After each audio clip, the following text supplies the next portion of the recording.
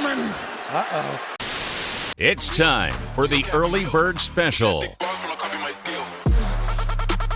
Bringing you the best stories from the world of sports and sports entertainment. Now, here are your hosts, Sparky and Burdick.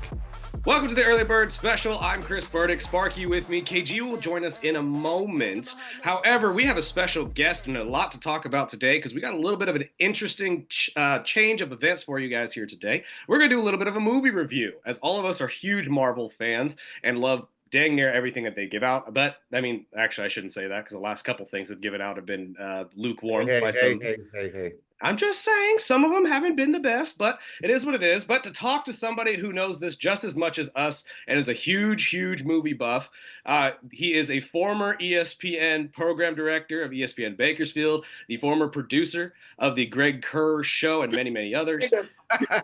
Come on, man. I'm trying to give you a good I was just going to say, my former lover. Yes, the former lover of our own Sparky. My beautiful Pookie, Michael Hopper. You say that, all that shit, like it meant something. You know what I'm trying for you, man. Come on. Like we're host of your radio store. Like we were trying to figure out what to do with the show this week, so we dragged this homeless. You got accolades, my brother. You have accolades. That's all that matters. We got to make sure you just like everybody else. I appreciate very much being asked to be on this program and being with you guys. It's like old times a little bit. We are just we should have been recording 10 minutes ago. But yeah, it's true. This is always the issue we get into. Okay. It's every time. Store, what's your code? I'm gonna leave that alone. So what movie you want to talk about? Because I'm not just a Marvel guy. I'm a movie guy. So I know you guys will probably get a lot deeper into this Captain America movie because you guys know the insides and outs of these stories. Me, just as a movie fan, I kind of see it in a different way. So I'm kind of excited to hear what the movie was missing and what could have made it better. So let's kick this. Did you see the movie? I did see it. Yeah, I saw it last weekend. And what was your opinion? Did you like it? I enjoyed it, but mine is a little sideways because me and my son were out in LA. So we got to see it in 40X for the first time. So I was more excited about the 40X. If anybody hasn't seen that, down in LA at LA Live, they have a 40X theater. And this motherfucker picks you up, shakes you. With Captain America flying around, there was like wind blowing in my face and water dripping, and it was fucking awesome. So I might have been pulled away from how bad the movie kind of was to how excited I was to be in that theater. It's like a step up from those DMX boxes or whatever. I'm going to go see the Monkey after we wrap up this in D-Box. We have a D-Box theater here in Bakersfield, and it is miles and miles away from what D-Box is. D-Box will kind of give you a bump and a shake here and there. With the 40X, the whole seats move up and shake, and you can smell things. There's scents. There's, like I said, rain, wind.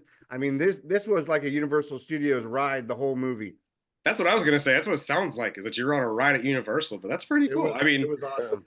I'm glad that Hop asked that because I had the exact same question. Like, what the hell's the difference between D-Box and 4DX? But, I mean, hell, if it's that interesting, I mean, did it ruin you, though? It sounds like it ruined movies for you. I believe it kind of ruined me for these new movies. If you're thinking D-Box for this, I would say don't do 40X because it kind of ruins you.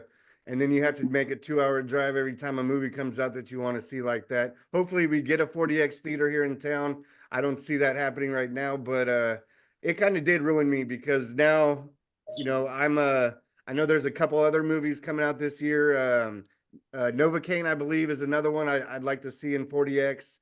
I'm a big movie guy, so I won't be able to make it down to LA every movie, but for these action type movies, especially the Marvel movies, that would be a go-to, definitely. Well, I sat one time when those D-boxes first came out, and I sat in those, and I don't remember what the movie. It was something that it was supposed to, and I swear to God, I came out of that theater, I was convinced I was going to piss blood for a month. And since that time, I haven't been in those. You know, I don't need to see a movie like this. I just don't. That is definitely what you're gonna get. I'm just of a different Yeah. ilk. I just like to chill and kick back, and you know. So I did meet an older lady that was there, and she actually told me a story. She went and saw Twister in 40X, and she said no, I wouldn't never do it again. No, that it ruined her. That she didn't like the shaking, and she said, "I just like to be relaxed and understand the movie." But the fucking shaking when you're with a 13-year-old, 14-year-old, it was fucking hilarious. Well, it's got to be kind of like distracting too. Terrible is that? Yeah, and how terrible is that to not only be shaken like that, but to be shaken like that during a really shitty movie? Yes, right, exactly. Like, what the hell? But fucking Twister. I mean, at this point, Twister is just one of those sequels that nobody asked for. Yeah. But I mean, that qualifies as one of the stupidest movies I've ever seen. Oh, absolutely. Well, let's be honest. Twister 1 wasn't exactly the best movie. Twister 1 was a stretch. Twister 2 was incredibly fucking stupid. At least you got Glenn Powell. The tornadoes were terrific when they were shooting fireworks off in them and dancing next to them. But it's. I haven't seen it. So I guess don't watch Twisters. It's not the best movie ever. But before we get into this review or this review of this movie, I did hear right before we went on the air that a sequel that we've been waiting for decades is coming out in April. The Cheech and Chong Last Movie. I looked it up because I thought you guys were bullshitting me. But yes, we are definitely gonna have to go see that when it comes out. 420, baby, Easter Sunday, your early checkouts. I mean, I'm excited for this one, but I am one of those people that's a huge stoner movie lover. I've been a lover of the Cheech and Chong movies, the Clerks movies, anything Kevin Smith really is absolutely amazing to me. But realistically speaking, brother, like this one's just it's gonna be special. It's gonna be one of those. It's almost like the Marx Brothers. It's just like except they were more current, and they, I got to actually go to their movies as they were coming out, and now that it's, I see how old they are, and I'm so glad they're making this movie, even though a lot of the movie looks like it's clips from other movies, outtakes, shots of them when they were doing their live performances way back in the day when they were, the hot comedy team in the United States, and so, I can't miss this. And if we're going to see it with a crowd of Cheech and Chong fans, the three of us are going on 420, despite the fact that is Easter. Yay, Lord. No disrespect, but we're going to see that on 420 and pay our respects to one of the greatest comedy teams there's ever been. Yes, absolutely. Well, before you guys review, because you guys are more of the comic, the stories. Personally, I was a fan of the movie just because, it's been a long break. I know you guys were talking about Invincible and other stuff that are out right now. I haven't really watched a Marvel movie in probably a couple years that, there was nothing that jumped out at me. And just seeing the Captain America and getting back in, there was a trailer before the movie started that had my Russian girl that I just love. I know there's a couple other movies that they previewed before Captain America, so I'm sure we'll get into that down the road when they start coming out. But as a movie fan, and probably a little mixed in with that 40X, I was a fan of the movie. The bonus, the scene that I waited 25 minutes in a Kendrick Lamar song to hear and watch, I was like, really, that was it? Look, brother, everything Kendrick Lamar is good, so I don't give a shit if that ended with I. Actually, I thought that was one last little jab. So I was like, okay, well, I hope this bonus scene is great. And it wasn't. But no, of course not. I would give it a B+ just because as a fan of a movie, I liked it. But let you guys kind of break down what was wrong and why Hop didn't enjoy it as much as I did. Well, at this point, dude, I don't know. We'll get to the secret little scene at the end and what it actually means and all that and what the jokes behind it are, because there is a little bit of an underlining joke, I think, with the Captain America one from back in Spider-Man that has been mentioned a couple times. Personally, I liked it. I like this movie. I thought it was actually pretty solidly made. I think it was a great way to come back to Captain America at a street level. Our friend Kimball Woods, who has joined us, he's just working on getting his stuff working right now. He had brought up to me before I actually went to go see it that this reminded him a lot of Winter Soldier and all of those. And I kind of see what he means by that. Very covert ops style movie, leaned heavily on veterans and veteran aid. I I would have loved to see what this movie originally was supposed to be, though, because it seemed to me like this was going to be more about the Serpent Society and what that all was, rather than what we got, which essentially was a Incredible Hulk sequel, which in a way wasn't a bad idea and wasn't a bad move. I think the leader was an interesting choice as the villain and somebody that I honestly totally forgot was even in the movie as a whole. And for him to be like the mind controlling villain of the entire thing kind of made sense. And it kind of humanized Thunderbolt a little bit too. Because going into this movie, I'm not going to lie, we all knew Red Hulk was going to be in it, but I thought they were going to go more of the route of Thunderbolt Ross from the comics doing this on purpose. He did this all because he wanted to be strong and wanted to last that long. But this one more humanized him as a father, that he didn't know he was doing this. This was more to extend his life so that he can then justify his actions and show that he's not a piece of shit to his daughter. Which also, I don't know about the two of you, I was happy to see the return of Liv Tyler as Betty. I'm glad they didn't recast that. I thought that was a pretty cool nod. Although I'm pretty sure Edward Norton's probably pissed off right now that he's the only one from that movie that didn't get recast. But I mean, again, I know you guys, or well, Sparky, you gave it a B. I have plenty other thoughts too, but I want to get Hopper and KG's thoughts first before we go deep dive into that, and especially with all the comic book stuff that we know. But I personally give it a solid B plus. I don't think it was an A movie. I don't think you put this up in the like amazing tier. I honestly think Winter Soldier was better, Civil War was better. This one probably though would stand really, really well as a starter movie for Sam as Captain America, because I don't know how you two felt, but I thought he looked great. I thought Anthony Mackie looked amazing as Captain America. He was stoic the whole time. His fighting style with the shield was perfect.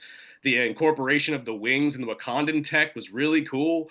Like, they really did a great job at taking a guy who should be a street level fighter and a street level hero like a Daredevil and not be able to put up a fight against a Hulk like threat and make him a Hulk like threat. And it did a great job of doing that. And I think that is, to me, what justified and what made all of the rewrites actually good, although I didn't want to see them. But that's just my personal opinion. Hopper, what's your thoughts, my friend? There's some of that I agree with, some of that I don't agree with. The good points. Let's talk about the good points. Good points in the movie, and one of them was Red Hulk. Absolutely a great addition, and it was a wonder to see. So that I think that this, along with the incorporation of the leader, which I will say is my number two, which I liked this interpretation of the leader. I wish the leader had more to do in the movie. He had a little bit more to do in the movie than the Serpent Society had to do in the movie, and that was a waste of two nice properties right there. And that's one of the things. But let's keep on with what I liked about it. So we got Red Hulk, we got the leader. Anthony Mackie's awesome as Captain America. I got zero problems with that, and you're absolutely right about the fighting styles. One of the things that I thought was really cool about this, that I wish it had been focused a little more, but they brought up several times about the fact that Anthony Mackie's lack of super soldier serum. And it's still played on that idea that was left over from the Falcon and the Winter Soldier about Anthony Mackie's character and his reluctance, his trepidation about becoming the new Captain America, especially when you're stepping into shoes so big. Not only just because of, obviously the racial differences, but just because he's a different person overall. And the super serum is a big thing with that. And to watch him square off with Hulk using his tech, but more importantly, using his fighting styles, was really, really cool. I thought that whole sequence near the end, that 20 minutes of fighting and carrying on and blowing the hell out of the cherry trees, was just tremendous. What else did I like about the movie? Harrison Ford was good. He wasn't great, but he was good. And how did you feel about them?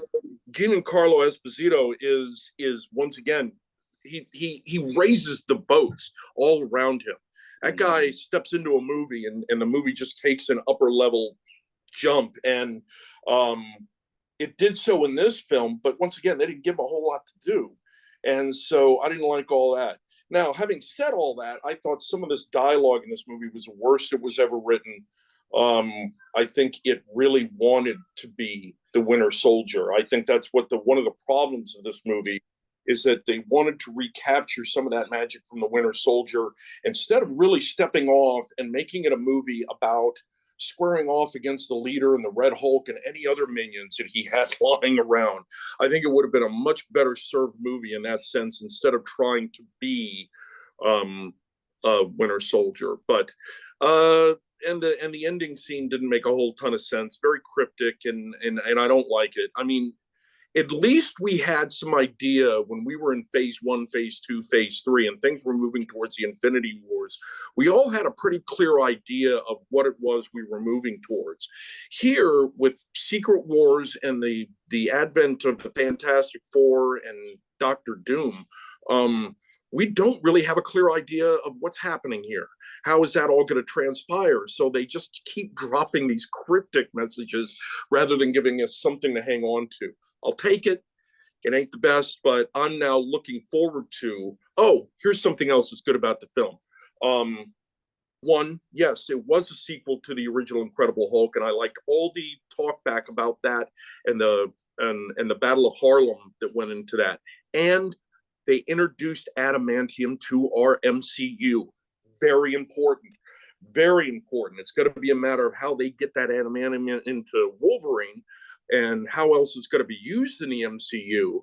But I'm really happy that they did something with the celestial body that's sticking out of the Indian Ocean. I'm certainly happy about that.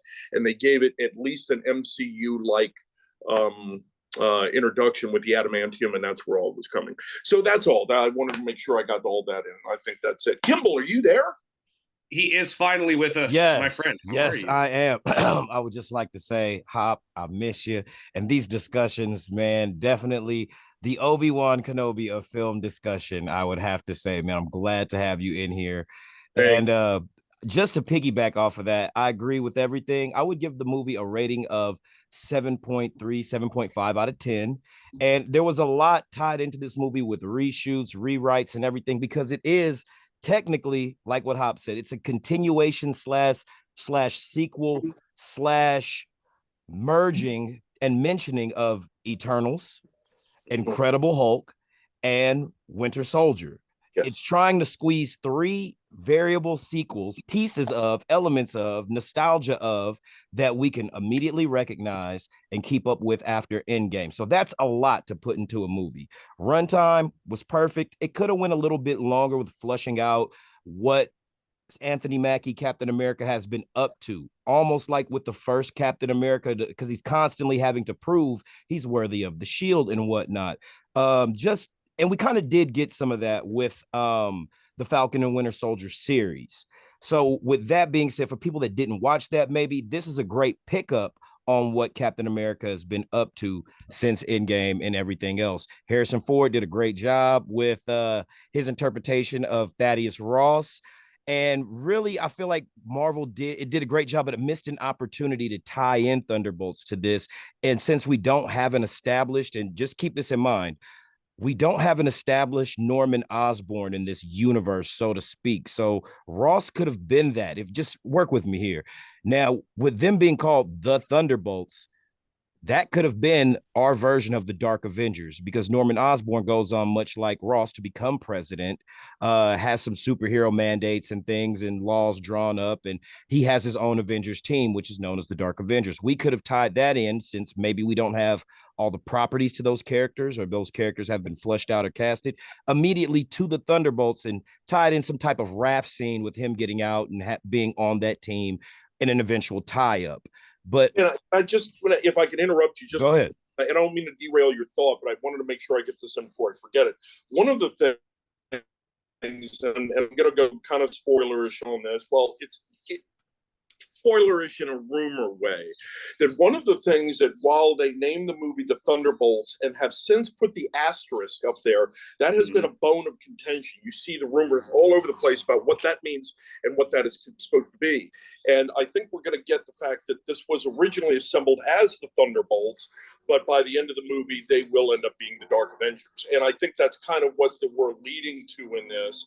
And I think you're going to also see a number of deaths in that movie. I think they're going to dust off a few of these characters. They brought them back. I was thinking, but I don't think I almost get a Suicide Squad kind of movie vibe, but not with the comedy or cringe scenes like how they kind of do. I'm thinking David Harbour might die in this movie. I was thinking Red Guardian might be one of them. Nah, I'm going for Taskmaster. You think Taskmaster dies too? I'm going straight up Taskmaster dies. First one to die. I bet you Taskmaster dies, and I'll bet you U.S. Agent dies too. And I would think it would, if they do get rid of David Harbour, that would be a massive mistake, because I think one of the other things I've been doing is going back and trying to catch up or just refresh myself. Black Widow was a lot better movie, and I think a lot of people give credit for. I think it's a tremendous. It's a better movie than Captain America: Brave New World. I'll say that. And it's one of the things that's a highlight of that is the chemistry between Florence Pugh and David Harbour. And I think that they work off each other as father and daughter very, very well. And that's why they're in the trailer so predominantly, is because it comes across again. They love each other, but they cannot stand each other.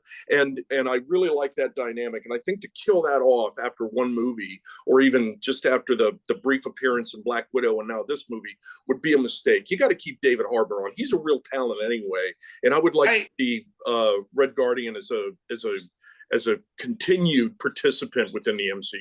Definitely, because this movie also has us more so thinking about the different variations of super soldier serum now. If the leader's able to irradiate medicine to eventually build up in someone's system, we're going to get possibly a reintroduction of much like we've seen in She-Hulk with Abomination, and therefore maybe an evolution of Red Hulk being more sentient, because in the comics, he retains all of his sensibilities as General Ross when he's in Red Hulk form. But much like we've seen over the evolution of the Hulk in these films, when he was on the planet Sakaar or whatever, he was in Hulk form for a good 3 to 5 years, which kind of gave him the intelligence of a 7 or 8 year old instead of an angry toddler when we would see him in the original films, which was kind of, more of an emotional just child going crazy. It's also very exciting with all of this Hulk war, and they need to bring She-Hulk into all of this.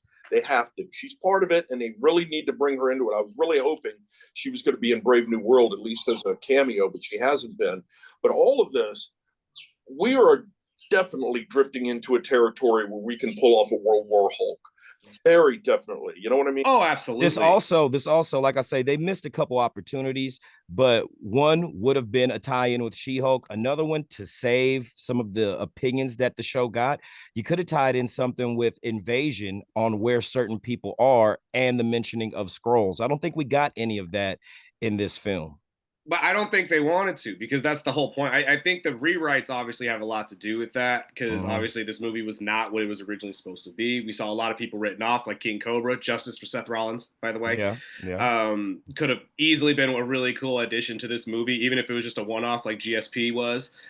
He could have been a bodyguard. He could have been. That's my point. That would have been real cool. He didn't have to speak, but being there would have been cool. Or he could have been the guy in the initial fight in the beginning. No, see, if you got a guy with the charisma of Seth Rollins, you have to give him a couple lines. There's no way you let him not speak. But regardless, I don't think the idea was to continue those stories. I think that's the point that they wanted to make, was we've already flushed a lot of that out. Let's flush out the shit that we haven't talked about yet, which is why you got the adamantium, which is why you got the mention of the celestial island that popped up out of the ground.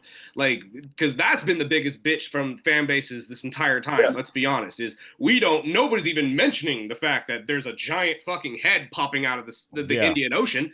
Yeah. That's all this movie was about. And I think that's the point that they were trying to make, was, okay, to bring the Marvel universe like up to speed currently timeline wise. Exactly. There's a lot of things that's been going on around certain, and we don't know where the center of this is, Right. where it's all stemming from, with Doctor Strange and all these other movies that are making us wonder, when is this taking place?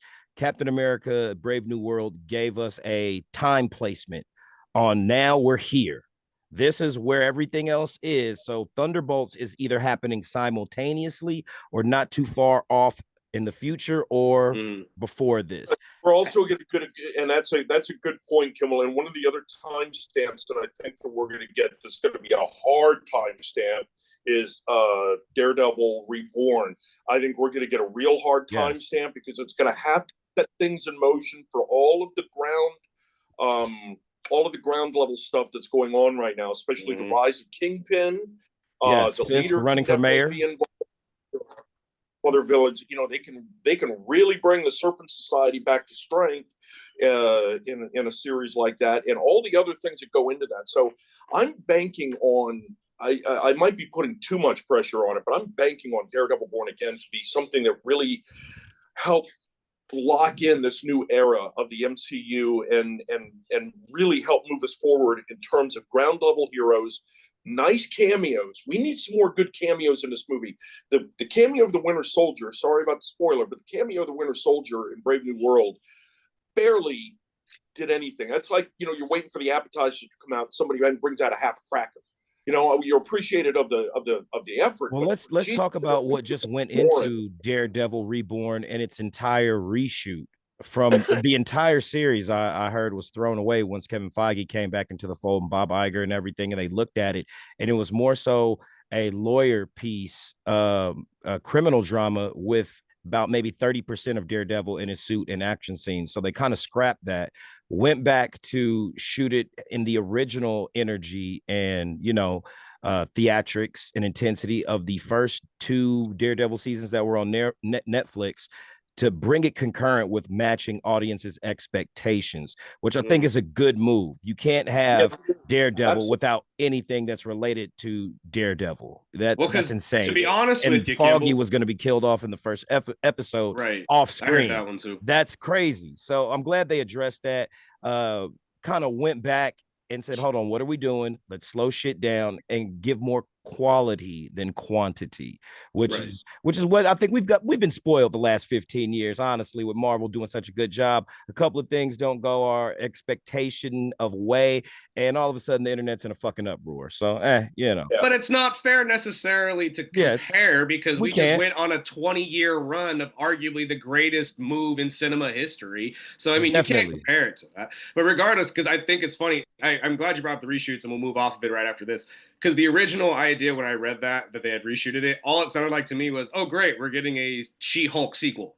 Basically. That's all that was basically, okay, great, we're going to get it from Matt Murdock's side now instead of She-Hulk, which is not what you want at all. Obviously, that would just be going down the same pike. I'm going to move on to the next question I have for the 3 of you, since I know Sparky's got to get out of here to go check out The Monkey, which hopefully will be another episode we're going to do here. If you're a horror fan, check that one out as well.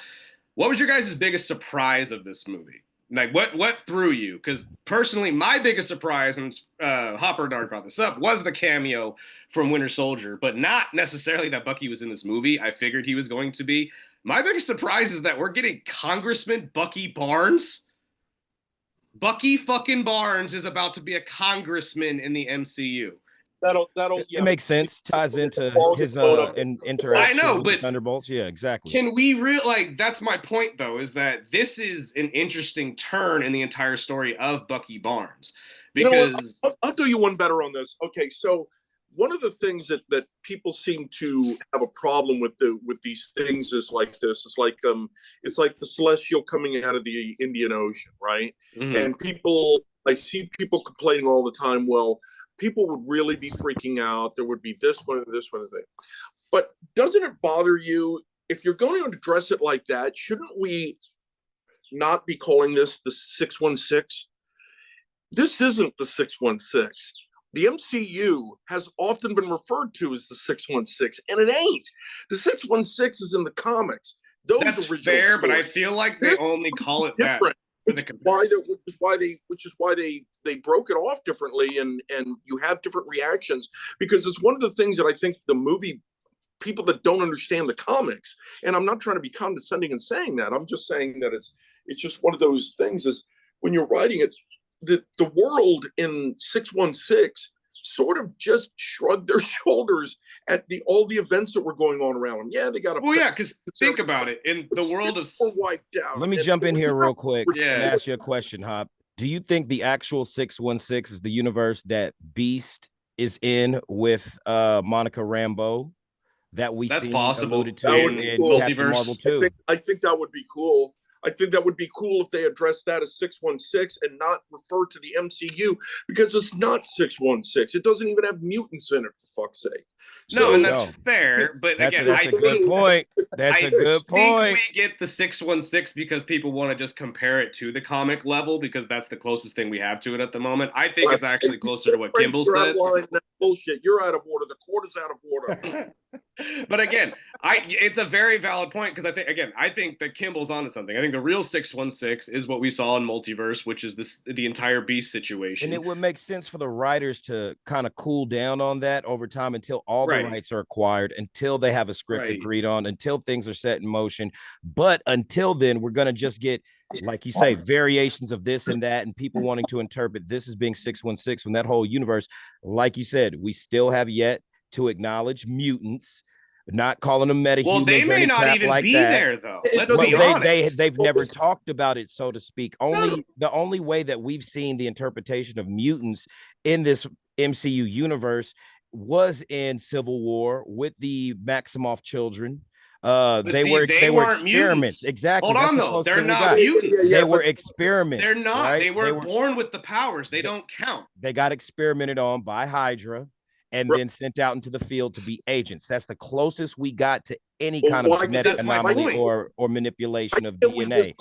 Why can't we just call the MCU the 617? I think if you call it the 617, we just call it 615. 615 or the 615. It makes it doesn't matter. Call it up your ass, motherfucker. All that shit. What I'm saying is you can't call it the 616 because it ain't. No, it's absolutely fair. Sparky, what are your thoughts, my friend? You've been pretty quiet. I was going to say the same thing, but you guys are onto something bigger. So I was surprised with the Bucky thing. So I was more excited just to see Florence is coming back with the next movie. So I was like, okay. I think my biggest surprise, honestly, was being whelmed by the lack of mentioning what they've been doing with adamantium. Since they mentioned an isolated nation with control of a valuable mineral, didn't specifically say Wakanda in that, but we know we're talking about Wakanda because they said, hey, he got a suit from the Wakandans, this and that, whatever. But wouldn't at this time, though, with the destabilization of what happened in Wakanda with Black Panther, the last one that happened, I believe that there is more involvement in the governments of the world in the 617. You know what I'm saying? We're gonna call it. Yeah. The fucking clusterfuck of this universe that we're watching. I'll tell you something else will be really cool. I was kind of let down by the lack of what they were talking about with there, because they mentioned stealing China's refined adamantium. Since the adamantium is in the middle of the Indian Ocean, and it is a big deal to all the nations of the world, and we are looking at the inclusion of the Fantastic Four into this reality, I thought it would have been really cool to have seen Namor show up just to say, yes, who are you land dwellers to be claiming this in the middle of my ocean? Yes. And then square off and make that as the bone of contention. Remember that this island popped up in the middle of the Indian Ocean. Also, you got to remember, we had the introduction of 2 variations now of adamantium. And there are different, not adamantium, vibranium. In the last Black Panther movie, you had the kind that was land-based, and then you had the kind that was ocean-based, which gave off 2 different color frequencies according to what we've seen. Now, is that going to happen also in the films? Because there are different types of adamantium in the comics. Some is more refined, some isn't. So, are we going to get introductions of characters like Cyber, if you guys know who that is, one of Wolverine's most fucking terrifying nemesis? So this just opens Pandora's box with adamantium and adamantium based or enhanced characters. I don't think you get Cyber anytime soon. To be Hey, honest with you, honestly, he's cheap. let's get Wolverine he's not a big name first. Let's get Wolverine and Cyclops in the team first, and then we'll talk about the B tier Wolverine villains. Okay. Moving on real quick though, since we're already talking about it a little bit. The end credit scene, if you haven't watched this movie, you don't want anything to do with this, you don't want any spoilers, I don't know why the fuck you've listened this long. However, my thoughts on all of this, obviously we get another mention of some sort of clash between universes, and I think that is more key to what the mutant situation is going to be, and I'll explain that in a second. But obviously the leader knows something, that there's going to be some sort of clash between the various superheroes of various universes, which is where I'm assuming you're going to get Doctor Doom as Robert Downey Jr. coming into this. I personally think, and I know they scrapped Secret Wars. Is that no longer happening? Now it's Doomsday. Is that what I understand? No, it's going to be Avengers Doomsday. Right, which is going to be the first time we see them. Secret Wars. Okay. So if Secret Wars comes second, which I would honestly understand, my thought process is this. Obviously, you're going to get clashes of multiple universes. I think the mutants are actually in the universe of Fantastic Four. I think that makes more sense. That the cosmic cloud not only went through the ship of the Fantastic Four, it hit Earth, changing people's genetics, creating the mutants. And I think what the way they're going to do this is that we're going to get a variation of what the comics version of Secret Wars was, which is you're going to get the new Avengers, which I also have a question on that one for the two of you, because we're going to decide ourselves who the new Avengers team is going to be. But I think you're going to get a clash with the new Avengers, potentially the young Avengers. I'm not sure how far they want to go into that storyline yet. The Fantastic Four and the mutants at the same time.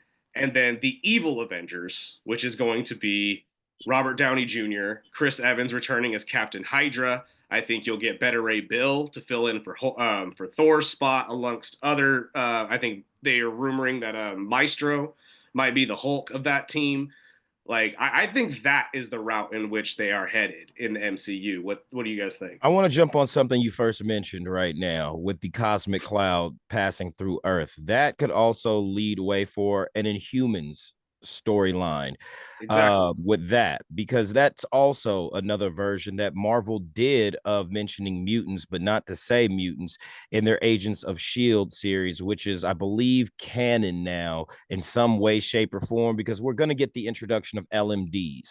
If they're not going to stay on business with scrolls filling in for certain people, we're gonna have LMDs, life model decoys. If you look those up, Nick Fury had a few dozen of those. Norman Osborn had one because he was stuck in his Green Goblin form for a while and just had to have one there to run Oscorp, as well as be the face of, because he was elected president. So look forward to those things. But also, I would have to say, I'm looking forward to how they tie this together. The comics have it written out easily for them to do. We're going to get a film interpretation. It's not going to stick directly to what Secret Wars was in the comics, because just to mention, if you guys haven't watched Your Friendly Neighborhood Spider-Man, it happens in a universe adjacent to our 616s and 61 whatevers and shit. And they just introduced a drop of the Black Venom symbiote suit, much like how they did in the last Venom, or what was it? Multiverse of Madness, or whatever the Spider-Man Doctor Strange movie was. Okay. No, that was so we're seeing Spider-Man. we're seeing continual crossovers of this fixed point happening, to where I think Marvel's trying to make the audience aware we will get a black suit Spider-Man very soon in this universe or universes. Now, with the clash of superheroes, we're going to see, like you say, those variants face off against each other within Secret Wars, within the comics of all these things that happen. These Earths, these superheroes are fighting each other. And with heroes, the nobility factor kicks in, where do we let this universe, this world die? Do we let ours die? And some of these heroes aren't looked at as heroes anymore with the decisions that they make. So I'm looking forward to this, and hopefully it's something that bridges into what we're about to see in the next 3 or 4 films collectively from the MCU. Well, obviously they have to rebound from something here, but yeah, Hopper, what are your thoughts? This is a good starting point. This is a great starting point, honestly. It performed over expectations. So It was a good start.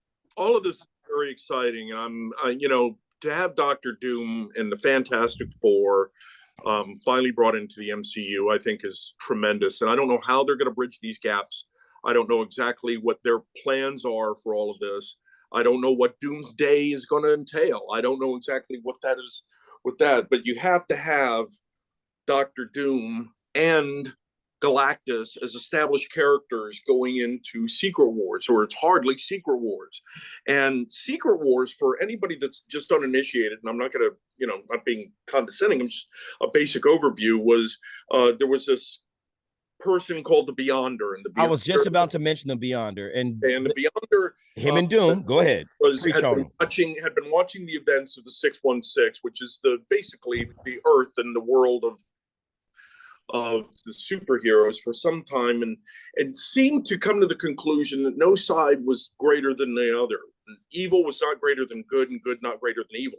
So he created a place called Battle World, and unbeknownst to many heroes and villains within the 616, within the superhero of Marvel universe, these heroes were transported onto that battle world and told in another universe and told, fight it out and let's see who's stronger.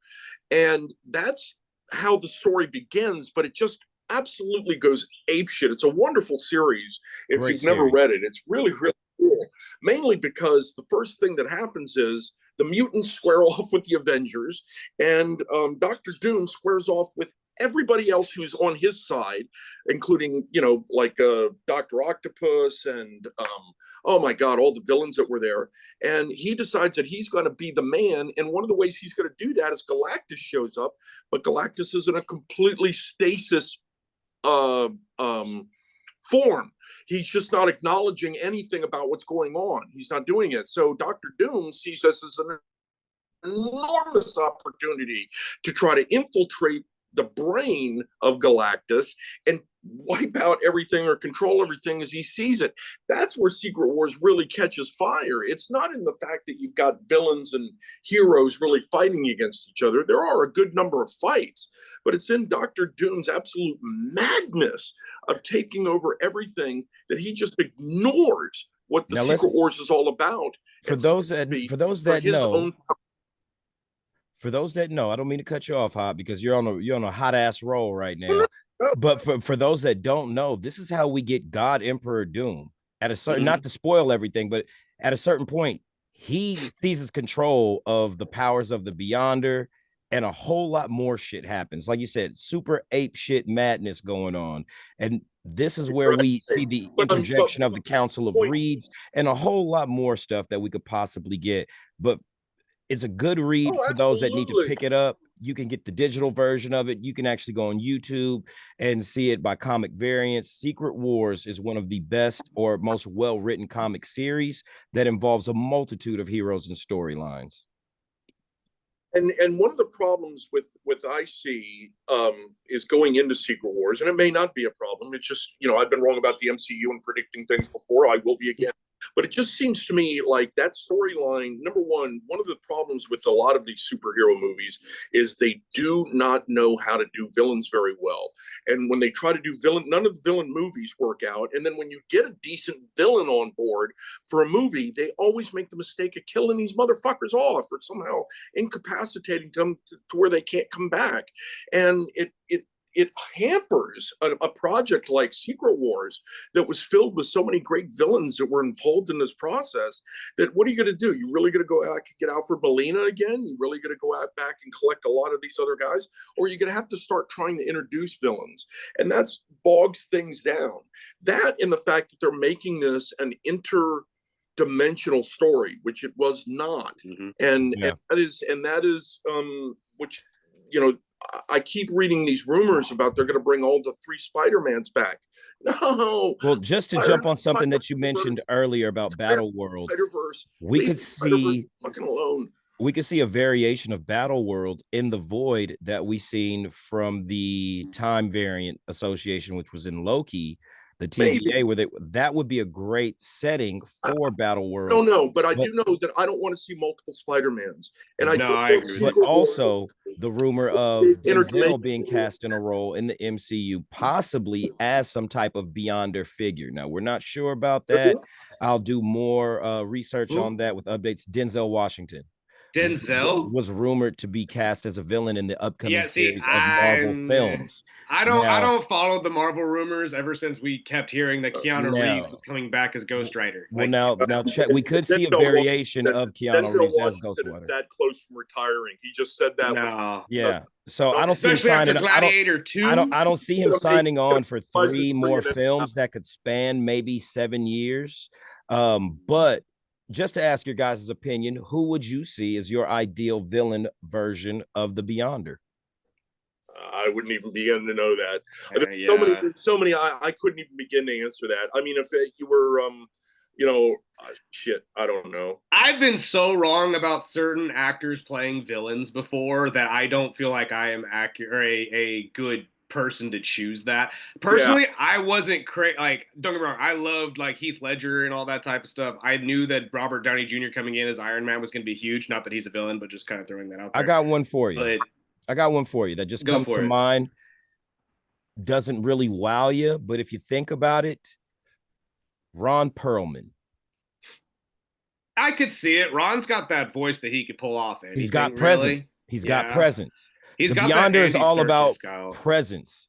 Yeah. So if the vocal tone matches the presence and the actor's intensity matches up with what we're seeing interpreted as the Beyonder, it could work. Now, that just came to mind. I don't know if we're even going to see Hellboy in this because Hellboy is more of a DC thing. You know, I'm saying like, seriously, I say Hellboy for the comparison, not the character, as in, is it going to look cheesy?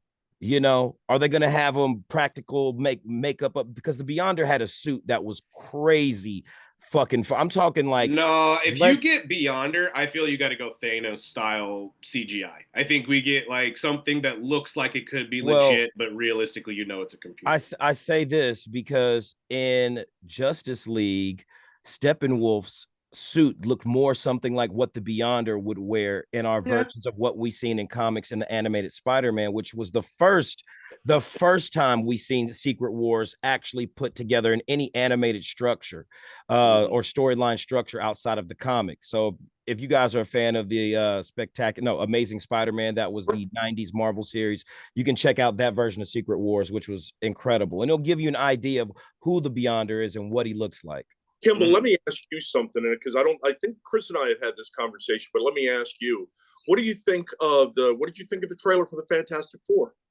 I thought it was actually warm at first. It gave me a warm feeling of like, cool, we're finally getting a proper fixed point for a Fantastic Four movie that isn't, we're making it dark or we're making it this, where the couple versions of Fantastic Four that we've gotten over the years, excuse me, I wasn't totally dissatisfied with. Could have been better. I wasn't upset. I was like, we were also kids at the time, though. Exactly, we weren't taking anything. Exactly. We thought Daredevil was a good time. When's the last time you went credit to credits with the first Fantastic Four and Fantastic Four Rise? God, it's been over a decade. Probably. So I say this. Those were abominations, man. I say this. The last one we got with Michael B. Jordan and all that good stuff. All right. 20 years. Four-stick? It was cool. It was okay. I didn't hate that one. I really didn't hate that one. It was cool, but it wasn't exactly what we needed. We needed an older Reed Richards. We needed a more mature team, I think the team themselves was perfect. You know who I think was fucked up was Doom. Doom was the only part of that, and because he was such a central part of that movie. The characters weren't done right. I'll tell you what, one of the greatest things about the MCU is, that it took this idea, the comic book idea, which you've looked at over the years, and when they've tried to interpret these things, they always got scared of what it's going to look like and have it make sense. And they tried that in the MCU was very slick by making their first movie Iron Man, which was able to get certain people on board because it was tech-based. And then they branched it out a little more and a little more and a little more to where we're accepting the fact, and every single time the MCU has stepped into a character and what they look like and their mannerisms and the outrageousness of them, it always seems to work rather than they do the opposite, which is get scared and pull back. And when I look at the Fantastic Four movies, all three of them, I see movie creators that were scared to death of the property and didn't fucking understand it because they fucking fun of it, man. They didn't understand shit about how Reed Richards works in those first movies, or about, you're showing him dancing in a goddamn nightclub and reaching for toilet paper. Some of the highlights of how he uses his powers. Are you motherfucking kidding me, man? I mean, just the fact that they got scared and they decided, well, let's make it a little bit funny and campy and shit, instead of doing what the MCU did, which was grab the public, pull them into their face and said, this is comic books, motherfucker, and we're in space. This is the reality of the comic books. This version of the Fantastic Four looks like it's actually trying to be the Fantastic Four of the comic books, not trying to be scared of it and shaking their boots because then nobody's going to understand it. They said, fuck it. Here's your Ben Grimm. Here he is with a Brooklyn Jewish accent. Perfectly done, by the way. Yeah. Here's Herbie. Here's, I mean, it's just... Finally, we got some Herbie. Yeah, finally we got Herbie. Which is like a predecessor to Jarvis, which is finally because you can honestly say with this comparison, like how you were at... with horns.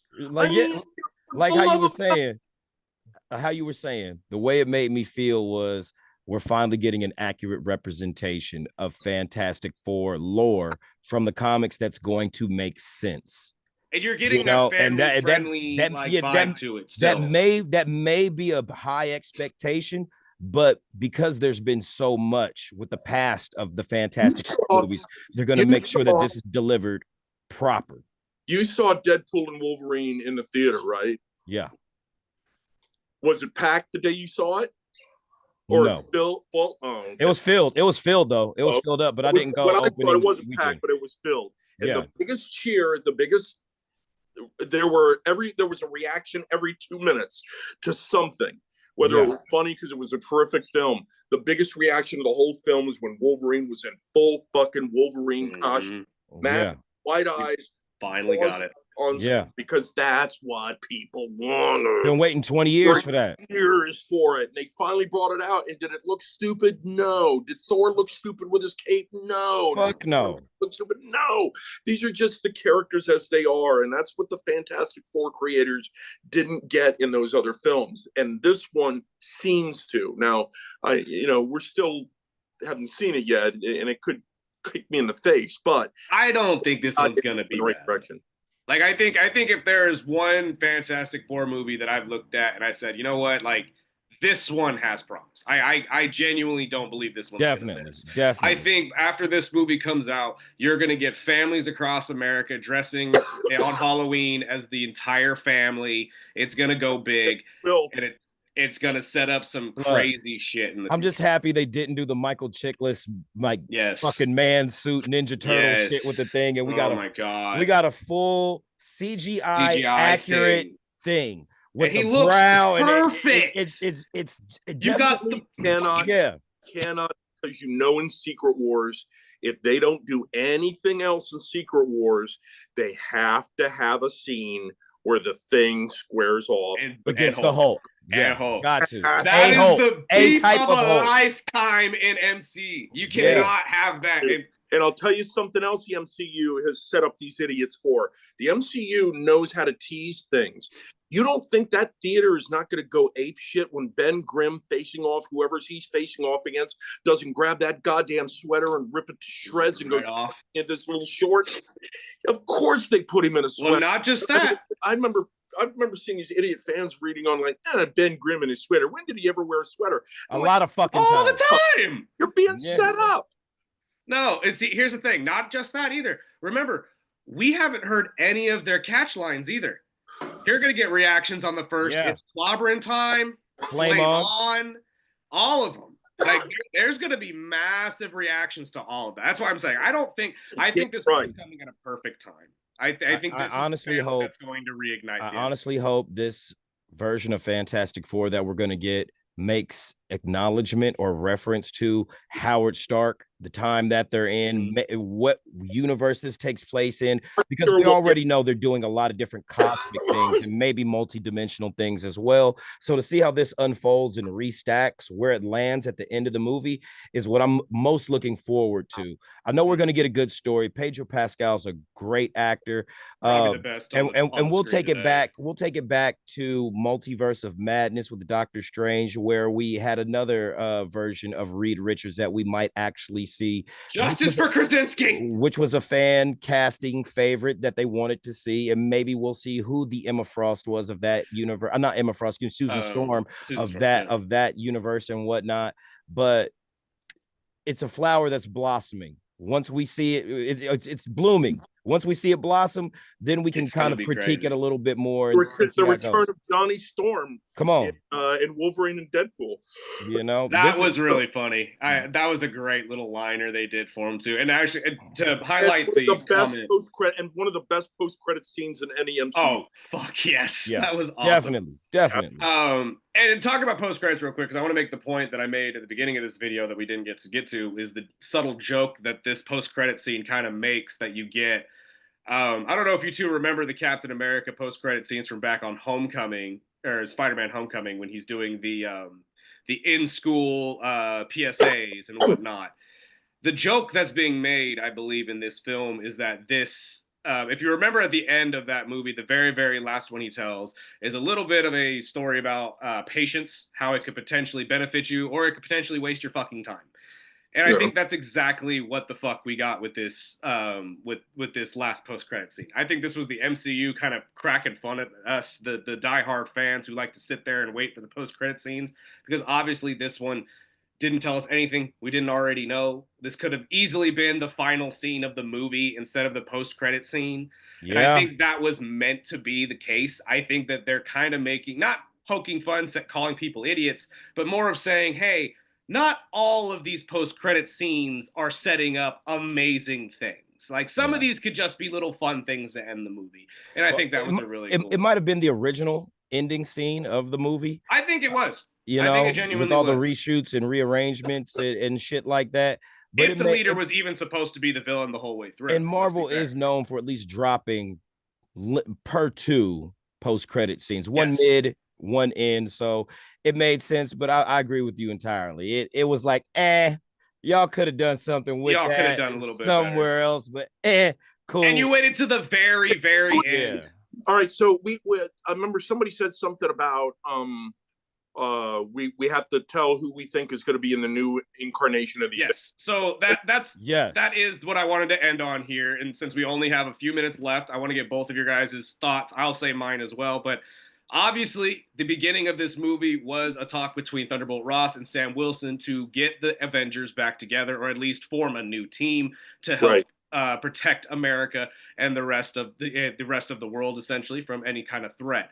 So, as it sits right now, technically, the only two on the team would be Falcon, Falcon, and Captain America as Sam Wilson. So say we only get a 6-man team, much like the first movie was. Who are the other members that you think are coming in on this first joining of Sam Wilson's Avengers? Hop, I'll let you go first, unless Kimball, you got your thoughts already. All right, so you go right ahead. Oh, look at your voice. Yeah. He's telling the mascot. He's telling me the secret formula. He's like, hey, man.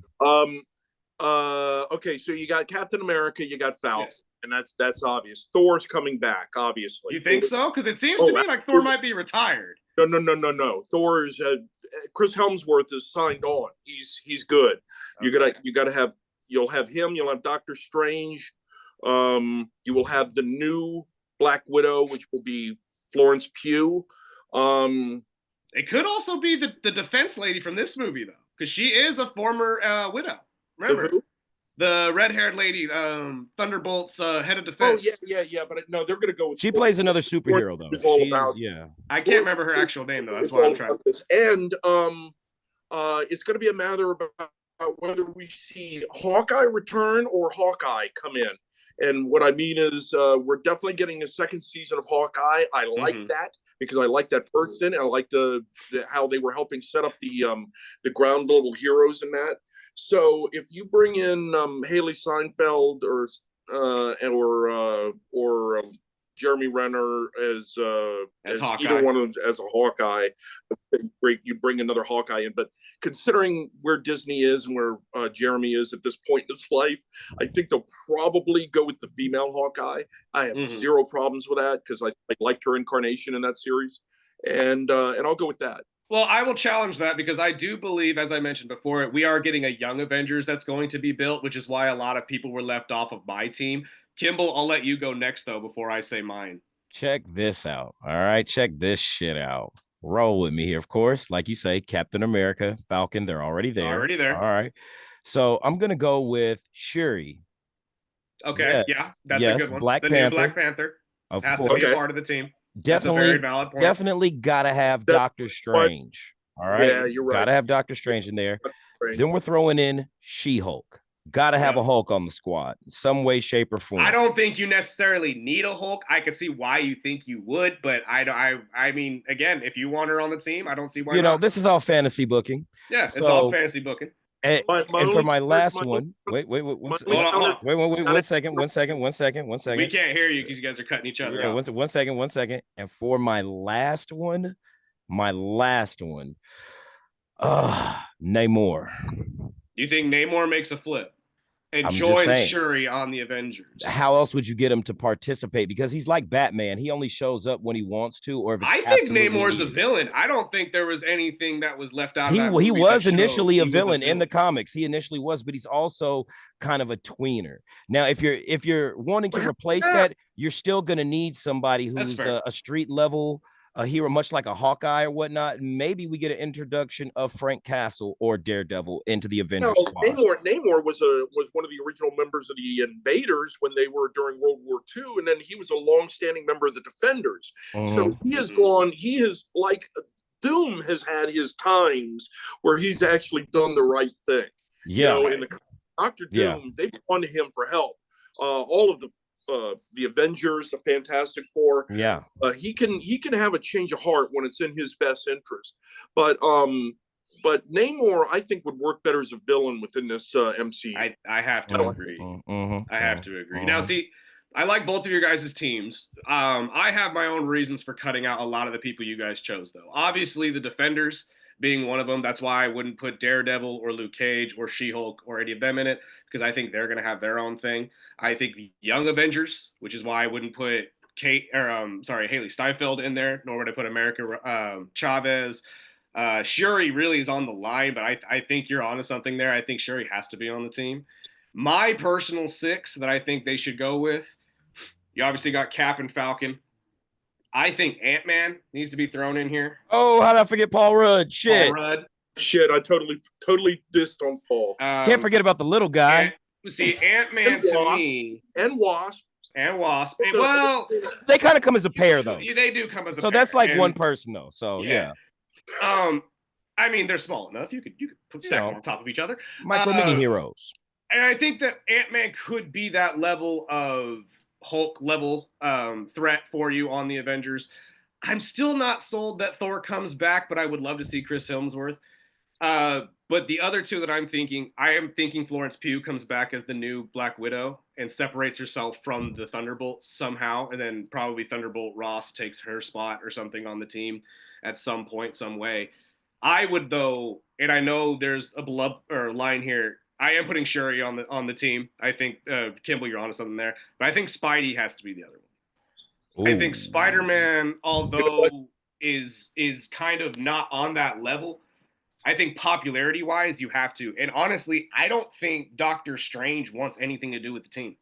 I think Strange thinks he's too big at this point, and he's gonna have too much going on. Well, you got to have like a voice of reason there too, and a mystic arts master. But see, that's what I'm saying. I think Sam now, especially after this movie, is the voice of reason for the Avengers. But Sam don't know shit about magic. No, that's fine. But here's my thing. Who better to lead this team than a man that is normal? He's a military grade. He has no special powers. He is literally a human. And he's a counselor. And he's a counselor, exactly. So, yeah. And he knows how psychology-wise all of this rolls. And I honestly think that he could be the voice of reason. Yeah, that's valid. The only issue I take with, and it's not even really an issue, it's just my opinion, is with Kimball putting She-Hulk in there. And my opinion is, I would think that they would go in this direction, is that She-Hulk is going to end up being tied into the Fantastic Four. It's comic friendly. She was for many, and she's actually a member of the Fantastic Four and Future Foundation. Well, if you want to go that at a certain point. I was going to say bombastic Bagman. Let's not forget him as well. Fits the tone of what I'm looking at in that trailer for Fantastic Four. Yeah, you're absolutely right. You're absolutely right. You know what I mean? So I think that I would hope that She-Hulk ends up becoming a member of or regular helper of the Fantastic Four, but everybody's suggestions are good. I feel stupid for not including. She lived in the Baxter building in the comics for a while. Man. She did. God, I'm stupid for those, but no, it's fine. Again, these are things that come up. Remember, we're fantasy booking. We're fantasy booking right now on what we might think the Avengers could possibly be. And we could be all completely off. God only knows. Maybe they just take literally the last, because we also forgot about Captain Marvel. Look, I got to throw a bonus one in there. You guys everybody's got to throw a bonus one in there. I'm just going to say my bonus one would be Shang-Chi. Now he's another one. That's another one that should be on the list. He's going to end up being a member of the Avengers. You watch, yeah. Gotta be. I think he is. I think that's a great if we don't get Doctor Strange, he's our new mystic arts master because he's also. You know what I'm saying. I ain't even got to explain it, bro. He's our mystic guy, and he's a martial artist. Yeah. Damn. Magic and fighting. If I had to pick any special one out of the realm I think the new Avengers movie would be a great way to introduce the mutants if they are in the MCU right now and hidden, which means Wolverine. Especially with the mentioning of adamantium at some point. Honestly, I thought the end credit scene was going to be a setup of Weapon X. Genuinely if it's the Wolverine from Deadpool that's in the universe that we're seeing now, and he's already got an adamantium coated he's already got an adamantium coated skeleton and shit. Yeah. He's gonna be sought after and hunted once they figure out what the fuck he is. So this could also give some type of launch to a Weapon X program. If they haven't already done a backstory for it or set one up throughout the years. Go right ahead, Hop. I have one other thing because I know we're running short on time, but if I have anything, if anybody ever close to the MCU, I have one real question. Where are my Werewolf by Night and my Man Thing? Where are they? I need them back. I need them back very badly. And I think you have something there with the Dark Avengers. They might be tied into the Moon Knight series that's coming out, or some type of cameo appearance that I'm hearing is going. That's another one I could have thrown on the list. I forgot about him. You know, I was like Agatha all along. Loved it. I did too. Loved it. I did too. Fucking loved it. Because mainly, one of the things I really loved about it is at the end they really showed you that she really was Agatha Harkness. I thought they were trying to put some sort of funny spin on her. But she is evil as fuck, and she looked like Agatha Harkness at the end. The white hair and all that, yeah. And the glow and all that. I was like, oh my God. Loved Aubrey Plaza's death too. Yeah. Aubrey Plaza's death was probably the most accurate fucking casting. I think that was one of the best, maybe unexpectedly good series to come out of the Disney Plus Marvel era. Cast that, and then that would happen in her life. You know what I mean? Right. Yeah. Oh my God. We won't even get into that. We won't get into the personal situation. But we are out of time, though, boys. Thank you so much for your time, Kimball, as always. Michael Hopper will be joining us many times here as we continue these movie reviews. As we said, let me know when, and I'll be happy to join you. Absolutely. My guy. I know we're going to talk Invincible as soon as season 3 is done. I want to get you back in here on that. I know we're going to talk Monkey here. Hopefully next week we'll have a video for you guys on that one. If you're a horror buff, we'll be talking much more movies and entertainment. Are you? I'll just ask you very quickly: are either of you guys watching White Lotus or watching Yellow Jackets or anything like that? White Lotus, I'm catching up. I've been told about Yellow Jackets, and I'm actually making some time to check that out. I also didn't realize this, since we're talking comic books here. Are you guys familiar with the Mickey movie coming out, Mickey 17 or something like that? It looks pretty good, yeah. With Robert Pattinson. Yes, I didn't know that was a DC property. I didn't know that either. I thought that's what I saw in the trailer. I might be mistaken. Maybe I'm speaking. Did you know Sandman is a DC property as well on Netflix? That is a fantastic. This new Clayface movie they're putting together has got some serious pedigree behind it, man. Mike Flanagan is writing the script. Is it going to be a series like Penguin was, or is it a film like a whole movie? I think it's going to be. They're going to try it as one of the introductions of the Batman because it's going to be based in the new DC universe. The only thing that catches my attention, because of course we're getting it's another villain movie, right?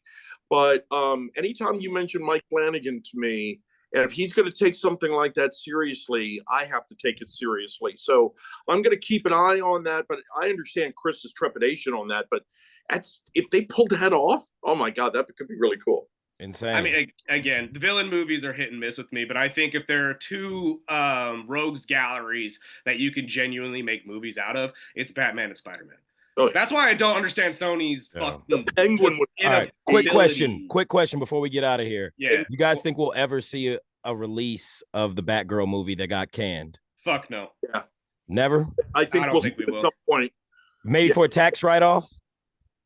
I don't know. I don't know whether it'll be a home video release or what it'll be, but I can't see them not releasing that at some point. I'm going to tell you right now, if they do release it, it's going to be about as good as Birds of Prey.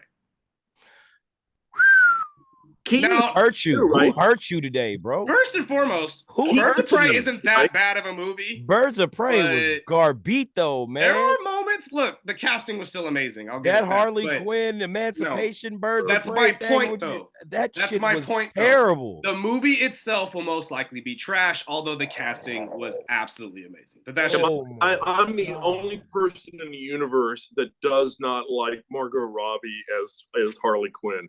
I don't think they've gotten Harley Quinn right in any of the live incarnations. That's my opinion, but that is exactly where we will end it. Thank you both again for your time. We ended in blasphemy. We did. As we normally do, Kimball. You were just calling blasphemy on me for our last wrestling video, which go back and watch those as well. Yes. Like, subscribe, all that type of shit. Thank you guys so much for listening, and share with your friends, all that type of shit.